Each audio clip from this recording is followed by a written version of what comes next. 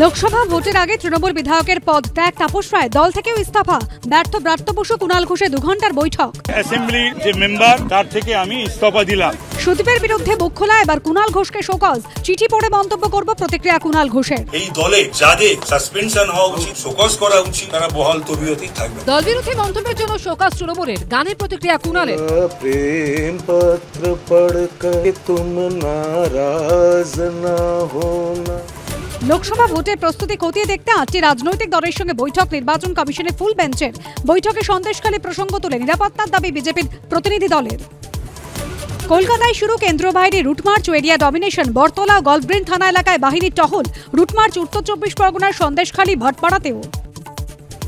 আচমকা অবসরের সিদ্ধান্ত, এবার ভোটের ময়দানে বিচারপতি অভিজিৎ গঙ্গোপাধ্যায়। মঙ্গলবার ইস্তফা, তারপরে অন্য লড়াই। এবিপি আনন্দ এক্সক্লুসিভ সাক্ষাৎকার। প্রার্থী হতে পারেন তমলুকে।